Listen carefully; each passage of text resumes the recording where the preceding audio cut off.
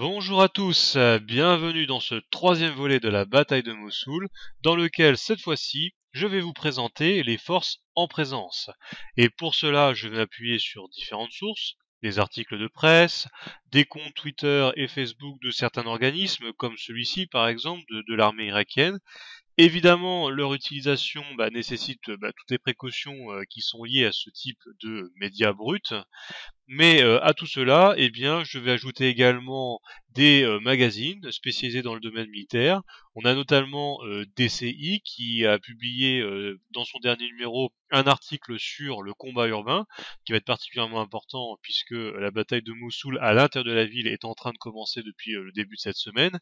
J'ai également donc un article du magazine Red qui parle de la formation par l'OTAN de différentes unités irakiennes et kurdes. J'ajoute également des publications plus classiques, notamment un livre de David Whitty sur les forces spéciales de l'armée irakienne. Et enfin, je terminerai avec un site que je vous conseille d'aller voir.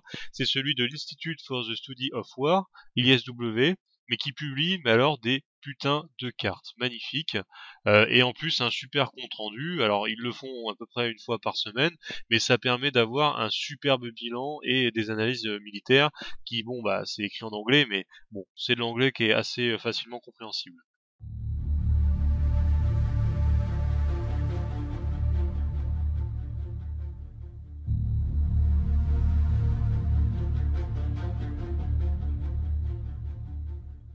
هبت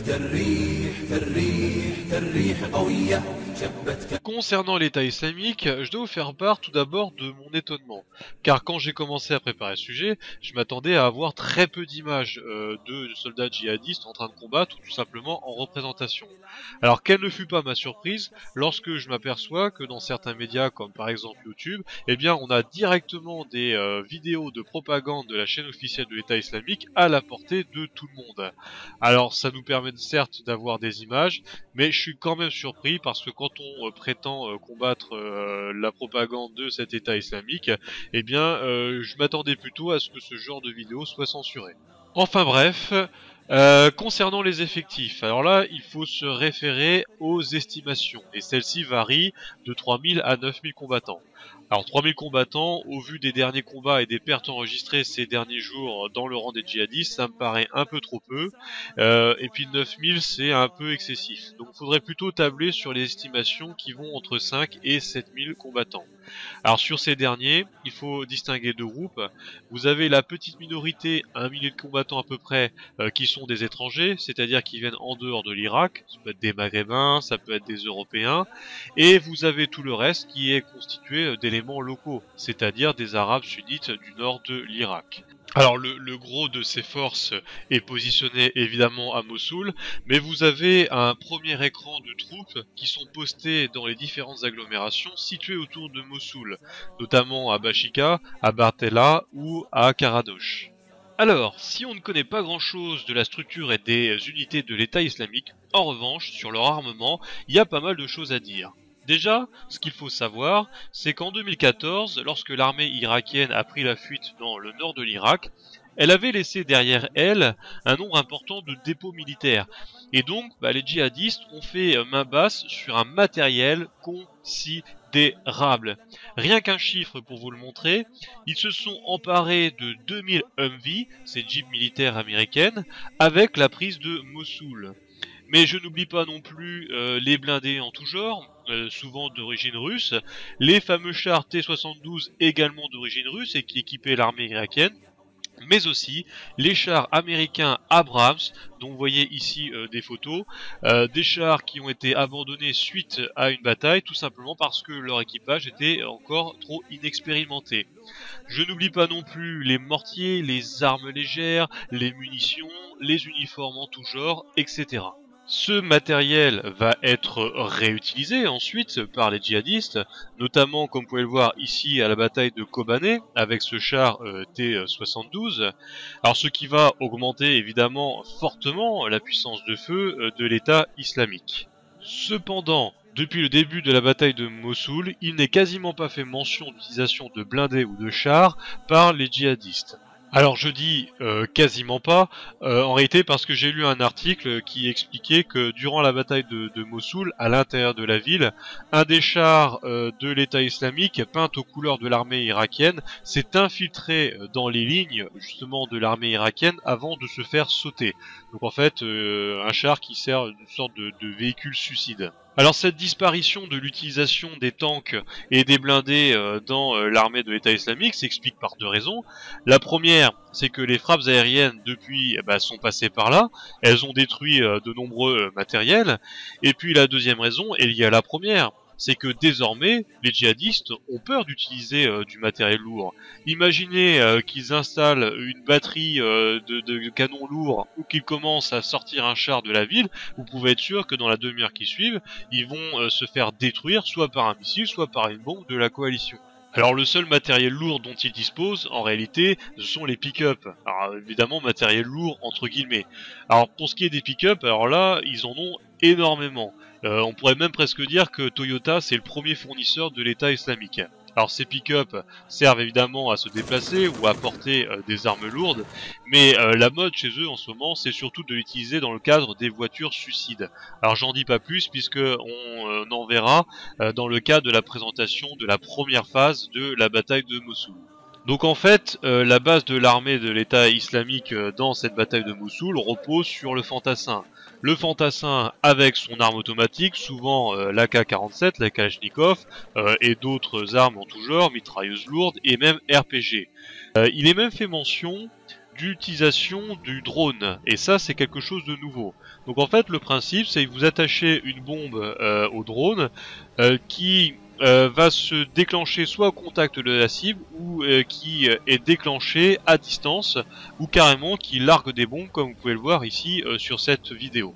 Voilà ce qu'on peut dire sur l'armée de l'État islamique qui se résume donc à quelques milliers d'hommes avec de l'armement léger, c'est donc une armée purement défensive.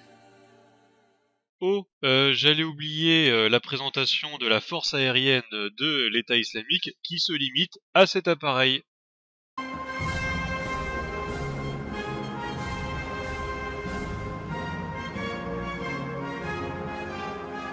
Du côté irakien, on n'a pas la totalité de l'armée qui est engagée dans cette opération visant à la reprise de Mossoul. L'armée irakienne, dont le nom d'ailleurs est Force de sécurité irakienne, ISF en anglais, a déployé plus de 30 000 hommes qui se rattachent à 4 divisions. Tout au sud, dans le secteur de la base de Kaira, est déployée la 15e division mécanisée. Alors je fais une petite parenthèse pour les novices. Une division mécanisée, c'est une division dont l'infanterie est motorisée, équipée de blindés et avec une faible proportion de tanks. Et en cela, elle se distingue des divisions blindées qui, elles, ont un grand nombre de tanks, justement. Alors, autre détail, dans chaque division, vous avez plusieurs régiments. Alors ça varie, hein, c'est 3 voire à 5 régiments. Dans des divisions mécanisées, vous avez des régiments mécanisés. Et dans les divisions blindées, vous avez à la fois des régiments blindés et des régiments mécanisés. Alors, pour ce qui concerne notre 15e division mécanisée, donc on a le 71e, 72e et 91e régiment mécanisé. Plus à l'est, dans le secteur de Gwer, on a le top du top de l'armée régulière irakienne, la 9e division blindée, avec son 35e et 36e régiment mécanisé et son 34e régiment blindé. Un total de 8000 hommes, équipés à la fois de chars T-72 et de chars américains Abraham, et qui est accompagné d'un régiment de la première division mécanisée. Alors c'est le 3e régiment en fait. Pourquoi un seul régiment? Tout simplement parce que la première division mécanisée a fait partie des combats en 2014 qui étaient destinés à protéger Bagdad. Et dans ce combat, eh bien vous avez carrément 2 régiments qui ont été anéantis. Donc en fait il ne reste plus qu'un régiment à cette première DM. Dans le secteur nord, on a la 16e division mécanisée avec son 76e régiment et un autre régiment dont le numéro n'est pas connu. Alors outre ces 4 divisions de l'armée régulière irakienne, il faut ajouter ce qui représente véritablement l'élite de cette armée, c'est ce qu'on appelle le CTS, le Counter Terrorism Service, le service du contre-terrorisme, qui sont des unités militaires, mais formées par les Américains, spécialisées dans la lutte contre Daesh, qui est équipée du meilleur matériel. C'est vraiment la crème de l'armée irakienne. C'est l'un des rares éléments d'ailleurs qui a tenu le choc en 2014. Alors le CTS est constitué de 3 brigades, dont la première est justement cette fameuse Golden Division. Alors le terme de division est un peu trop abusif parce qu'en réalité elle ne comporte que 2000 hommes, donc il faudrait plutôt parler de brigade. Chacune d'elles est identifiée par un écusson et elles sont composées de 3 à 4 bataillons de 4 à 600 hommes. Alors ces hommes du CTS sont très reconnaissables par leur aspect puisqu'ils portent des uniformes noirs et la couleur de leur véhicule est aussi souvent le noir. La Golden Division, elle, vous voyez qu'elle s'est positionnée donc dans le secteur est de Mossoul, dans le secteur d'ailleurs qui est contrôlé par le Kurdistan. Alors, j'en ai pas parlé, mais si vous regardez bien, toutes les divisions irakiennes qui sont en jaune sont situées parfois sur des secteurs du front en vert, c'est-à-dire qui est contrôlé par le Kurdistan. Alors, ce qui montre bien qu'il y a une certaine collaboration entre le Kurdistan et l'Irak, puisque le Kurdistan a accepté que des unités d'armée irakienne se positionnent sur le territoire qui contrôle. Pour ce qui est du matériel de guerre de cette armée irakienne, c'est un peu comme une sorte de recette de cuisine, où vous avez un gros morceau de matériel russe qui date de la guerre froide, mijoté avec du matériel américain livré récemment, et vous ajoutez une pincée, un soupçon de matériel européen déclassé. Alors ce matériel russe, tel que les BMP, BRDM, MTLB et évidemment T-72, proviennent en grande partie de l'ancienne armée de Saddam Hussein, mais également des armées européennes, notamment celles des pays de l'Europe de l'Est, qui dans les années 2000 ont voulu se débarrasser de leurs vieux véhicules soviétiques qu'ils entretenaient dans leurs dépôts. On a ainsi par exemple en 2009 la Hongrie qui a cédé 77 tanks T-72. Et qui procédait à la modernisation de ces véhicules? Eh bien ce sont les États-Unis qui ainsi ont gagné d'énormes contrats assez juteux en matière d'armement. Alors ces derniers, ils ont procédé à l'armement de cette armée irakienne dans le cadre de sa refondation après la chute de Saddam Hussein. Alors c'était d'autant plus aisé cette mission que pendant les 10 ans d'occupation de l'armée américaine, celle-ci a accumulé un certain nombre de matériel. Et donc lorsque il a fallu mettre fin à cette occupation, eh bien les États-Unis se sont rendus compte que ça allait coûter trop cher de rapatrier tout le matériel. Et par conséquent, ils en ont cédé une partie contre une bouchée de pain de ce matériel. Donc on a quand même près de 8000 Humvee, ces Jeeps, et ainsi que 150 chars Abrams de première génération, mais qui étaient devenus obsolètes pour l'armée américaine et donc qui a été cédé à l'armée irakienne. Voilà pour la présentation des forces de l'armée irakienne.